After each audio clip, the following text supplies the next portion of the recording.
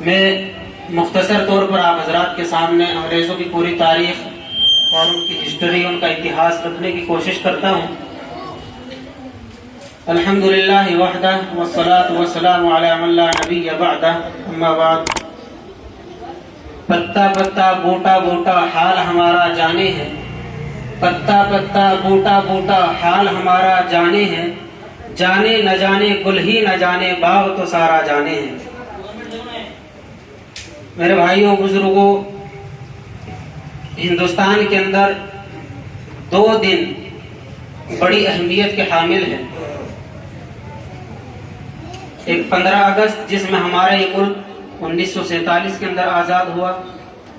اور ایک 26 جنوری جس دن ہمارا یہ ملک ایک سیکولر ملک کی حیثیت سے ڈکلیئر ہوا، اور ہندوستان کا جو کانسٹیٹیوشن ہے، ہندوستان کا جو قانون ہے وہ لاگو ہوا۔ آزادی کتنی بڑی نعمت ہے، ہم اس کا تصور بھی نہیں کر سکتے۔ آزادی کا تصور اور آزادی کی اہمیت اور آزادی کا مقام و مرتبہ صرف وہی لوگ جان سکتے ہیں جو غلام رہے ہو۔ ہمارے پوروج، ہمارے آباء و اجداد، جنہوں نے انگریزوں کے قبضے کے تحت اس ملک کے اندر زندگی گزاری ہے اور پھر ان کے مقابلے میں قربانیاں پیش کی ہے اور بڑی جد و جہد کی ہے، بڑی محنت کی ہے، اس آزادی کا جو اصل مقصد ہے، اس کی آزادی کی جو اصل اہمیت ہے، وہ تو وہی جان سکتے ہیں۔ اس ملک کے اندر ہندوستان پر انگریزوں کو کس طرح قبضہ ہوا؟ سن 1598 کے اندر، یعنی سن 1600 سے 2 سال پہلے، انگلینڈ کے اندر ایک کانفرنس ہوتی ہے، اور اس کانفرنس کے اندر ایک کمپنی کی بنیاد رکھی جاتی ہے۔ اس کمپنی کا نام ہے ایسٹ انڈیا کمپنی۔ اس ایسٹ انڈیا کمپنی کے تحت اس میں یورپ کے کئی ملکوں نے شرکت کی، اور ہندوستان کی ثقافت کا، یہاں کی تہذیب کا، یہاں کی مال و دولت کا یورپی ممالک کے اندر اتنا چرچا تھا کہ یورپ کے اندر اور مغربی ممالک کے اندر، ویسٹرن ممالک کے اندر ہندوستان کو سونے کی چڑیا کہا جاتا تھا۔ کیوں؟ اس لیے کہ ہندوستان ایک بڑا زرخیز ملک ہے۔ یہاں جیسی کھیتی باڑی اور یہاں جیسی ترقی کسی دوسرے ملک کے اندر اتنی نہیں ہے۔ جتنی قسم کی کھیتیاں یہاں ہمارے ملک کے اندر ہوتی ہیں، اتنی قسم کی کھیتیاں کسی اور ملک کے اندر نہیں ہوتی۔ تو یہ ایک زرخیز ملک ہے، اور اس دور کے اندر اس ملک کی GDP بہت اوپر تھی۔ اس کی وجہ سے یورپ کے جو ممالک تھے ان کے اندر ہندوستان کا بڑا شور اور غلغلہ تھا کہ ہندوستان ایک سونے کی چڑیا ہے۔ تو انگریز کیونکہ اس وقت کنگال تھے، آج کے دور میں وہ بڑے سیولائزیشن کے دعوے دار ہیں اور بڑی ترقی کے وہ دعوے دار ہیں، لیکن اس دور میں آپس میں مار کاٹ اور بھوک مری ان کے اندر اتنی زیادہ تھی کہ ہندوستان کے بارے میں جیسے ان کے کانوں میں پڑا کہ ہندوستان ایک سونے کی چڑیا ہے، اس ملک کو کسوڑنے کی پلاننگ انہوں نے شروع کر دی۔ کہاں؟ 7 سمندر پار بیٹھے ہوئے۔ چنانچہ پرتگال ایک ملک ہے اسپین کی برابر میں، انگلینڈ اور فرانس کی برابر میں، وہاں سے سب سے پہلے قافلہ چلا واسکو ڈی گاما کا، اور یہ واسکو ڈی گاما سن 1600 کے اندر بحری راستے سے، سمندر کے راستے سے ہندوستان کے اندر سب سے پہلے آیا، سن 1600 کے اندر۔ اس وقت ہندوستان میں جہانگیر بادشاہ مغل امپائر کی حکومت تھی، اور اس قافلے نے آ کر، واسکو ڈی گاما کے قافلے نے آ کر کالی کٹ ایک شہر ہے بنگال کے اندر، اب جس کو کولکتہ یا کولکتہ کہا جاتا ہے، تو اس کلکتہ کے اندر انہوں نے آ کر اپنا قافلہ لگایا، اور وہاں سے پھر انہوں نے دلی کا سفر کیا، اور دلی میں اس وقت جہانگیر بادشاہ کی حکومت تھی۔ یہاں جہانگیر کے ساتھ، بادشاہ کے ساتھ ان کا ایک ایگریمنٹ سائن ہوا، ایک معاہدہ ہوا کہ ہم اس ملک کے اندر ایک کمپنی لانچ کرنا چاہتے ہیں اور اپنا ایک کاروبار چلانا چاہتے ہیں، اس کاروبار کا اتنا ٹیکس ہم حکومت کو دیں گے، اس لیے ہمیں اجازت دے دی جائے۔ چنانچہ جہانگیر بادشاہ نے ان کو اجازت دے دی۔ پھر یہ قافلہ یہاں سے جب دلی سے چلا تو انہوں نے مدراس میں جا کر سب سے پہلا اپنے قلعہ بنایا اور اپنی ایک کمپنی لانچ کی، جس کی بنیاد انہوں نے انگلینڈ کے اندر رکھی تھی. اسی کمپنی کی شاخ انہوں نے یہاں کالی کٹ کے اندر رکھی، کلکتہ کے اندر رکھی. اور پھر وہاں سے جو جہانگیر بادشاہ تھا اس سے تو ایگریمنٹ سائن ہو گیا، لیکن بنگال کے اندر اس وقت کا جو ہندوستان تھا، میں اس کی تھوڑی سی ہسٹری آپ کے سامنے رکھنا چاہتا ہوں. جس طرح آج ہمارا ملک ایک سویلائز ملک ہے، ایک منظم اور متحد ملک ہے، ایک ملک ہے، اس طرح ہمارا اس وقت ملک نہیں تھا، بلکہ الگ الگ علاقوں میں الگ الگ حکومتیں تھی. دلی اور اس کے آس پاس کے اندر جو ہے وہ مغل امپائر تھی، مغلوں کی حکومت تھی. ادھر کلکتہ کی سائیڈ میں، بنگال کی سائیڈ میں سراج الدولہ کی حکومت تھی، اور دوسرے علاقوں کے اندر الگ الگ حکومتیں قائم تھی. اودھ کی حکومت الگ تھی، ایسے ہی بنگلور وغیرہ کی حکومت الگ تھی، سلطان ٹیپو شہید رحمۃ اللہ علیہ وغیرہ کی. ایسے ہی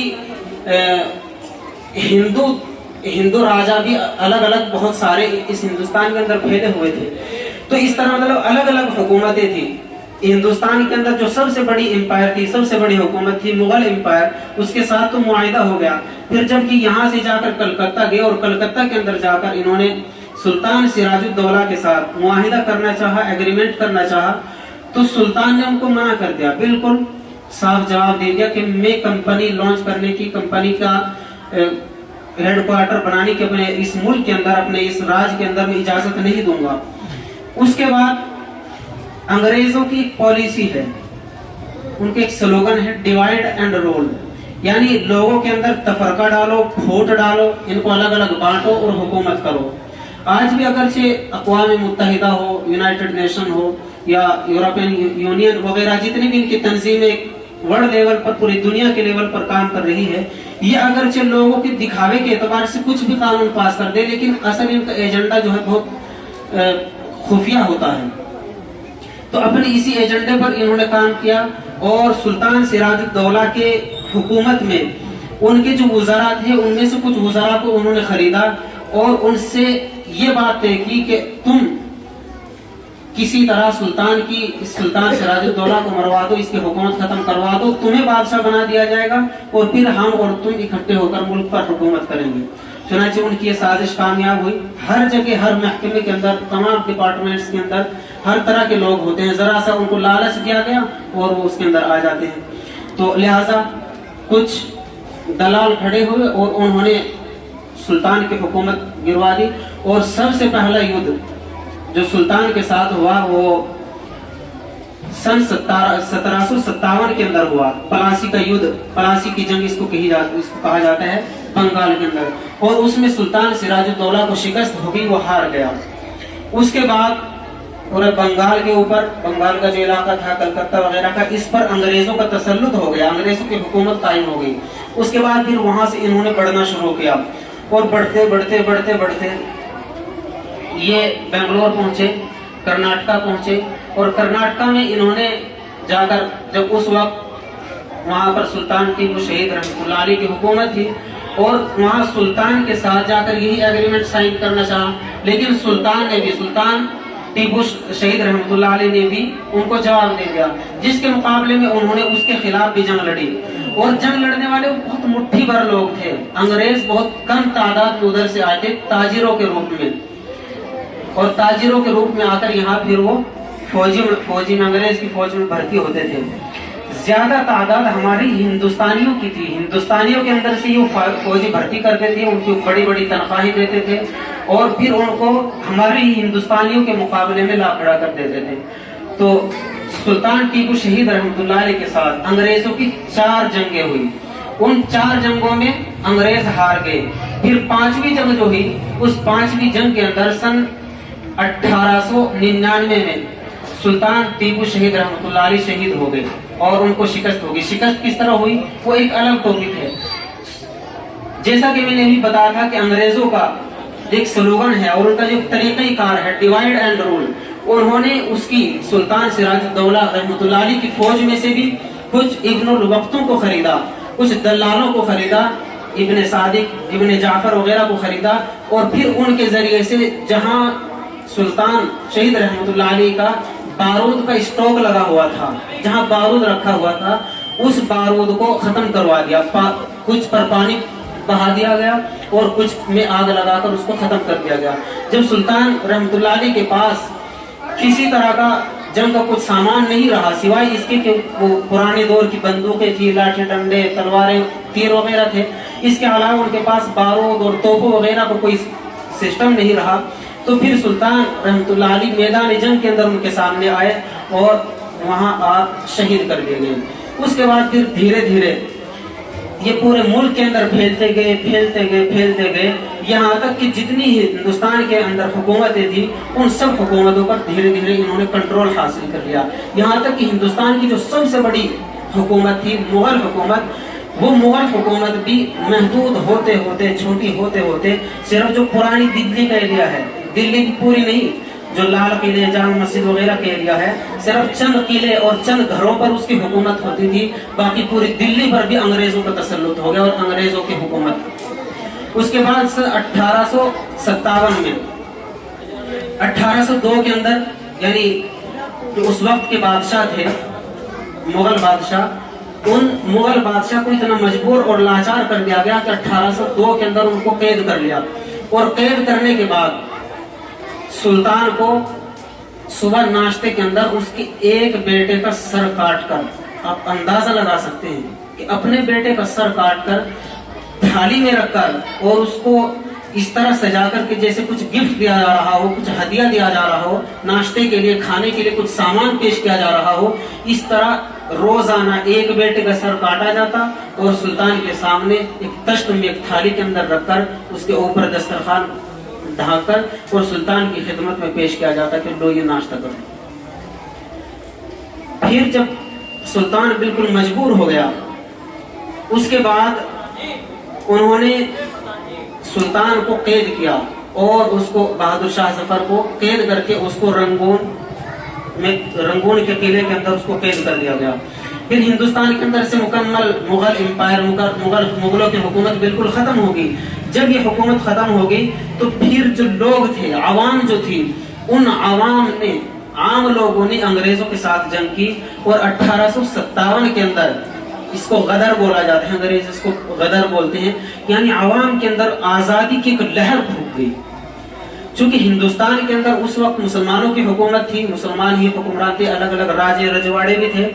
हिंदू राजाओं की भी अलग अलग हुकूमतें थी, मुसलमानों की भी अलग अलग हुकूमतें थी, लेकिन हिंदुस्तान के अंदर ज्यादा हुकूमतें मुसलमानों की थी। इसलिए जो 1757 से लेकर 1857 तक जो ज्यादा जंगें लड़ी गई हैं, वो खासतौर पर उसमें मुसलमान ही टारगेट रहे और मुसलमान ही ज्यादा शहीद किए गए। फिर 1857 से जब ये देख लिया गया कि पूरा मुल्क बिल्कुल जंजीरों के अंदर जकड़ लिया गया है और पूरे मुल्क को बिल्कुल गुलाम बना लिया गया है, तो इस सूरत में आवाम के अंदर जोश पैदा हुआ और आवाम के अंदर तहरीक आज़ादी बेदार हुई और आवाम ने फिर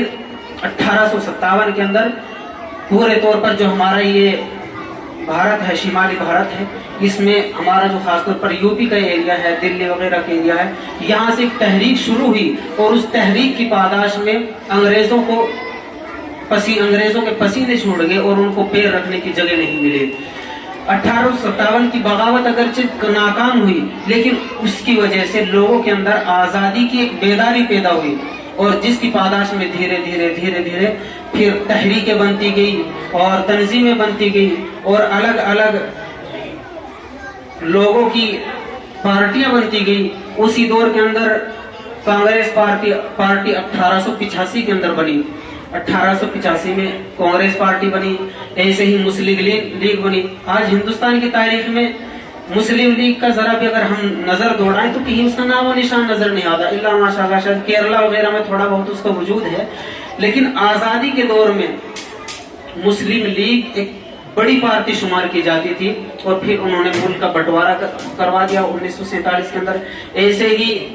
दूसरी एक पार्टी और दूसरी एक तंजीम बनी, जमीयत उलमा हिंद वगैरह वगैरह, कई पार्टियां बनती गई और इन्होंने फिर मुश्तरका तौर पर अंग्रेजों के खिलाफ इस तरह की अमन पॉलिसियां जो है उन्होंने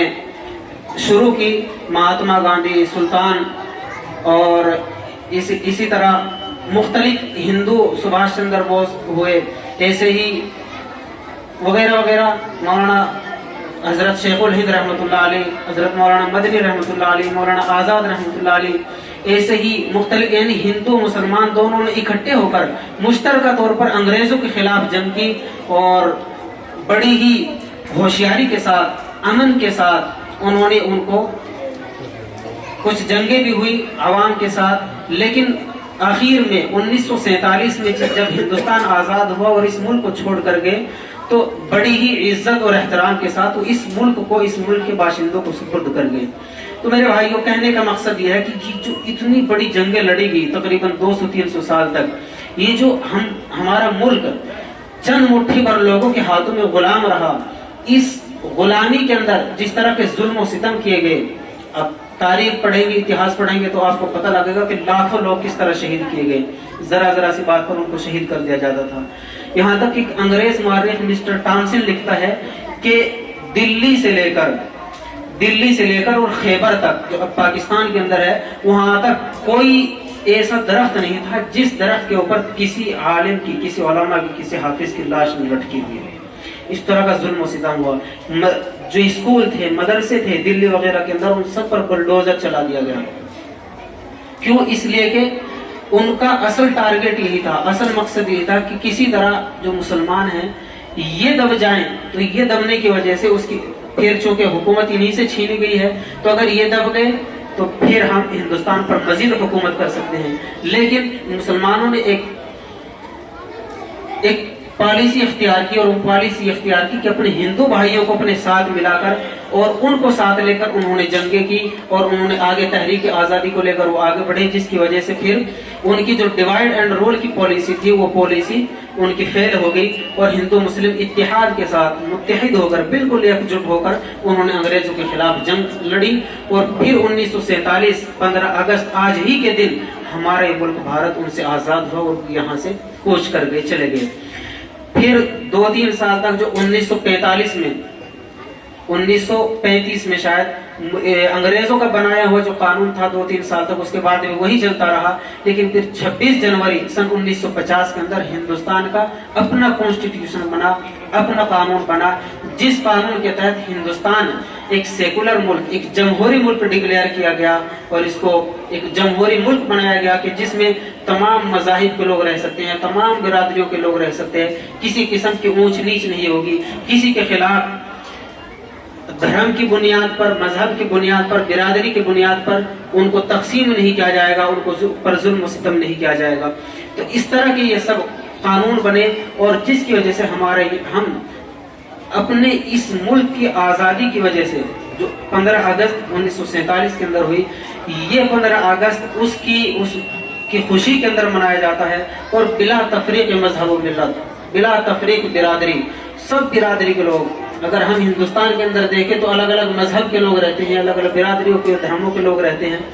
اپنے اپنے حساب سے ان کی اپنی سویلائزیشن ہے، اپنی تہذیب ہے، اور وہ اپنے تیوہار مناتے ہیں۔ کبھی ہندو بھائی دیوالی مناتے ہیں، ہولی مناتے ہیں، پھاگ مناتے ہیں، ایسے ہی مسلمان عید مناتے ہیں، بقرعید مناتے ہیں، سکھ بھائی مناتے ہیں، اور ایسے ہی عیسائی وغیرہ مناتے ہیں، لیکن وہ ان کا اپنا دھارمک ایک تیوہار ہوتا ہے۔ لیکن یہ 15 اگست ایک ایسا خوشی کا دن ہے، ایسا قومی دن ہے کہ جس کے اندر مسلمان ہو، سکھ ہو، عیسائی ہو، ہندو بھائی ہو، تمام کے تمام اپنی خوشی کا اظہار کرتے ہیں کہ ہمیں ایک بڑے ظالم اور جابر حکمرانوں سے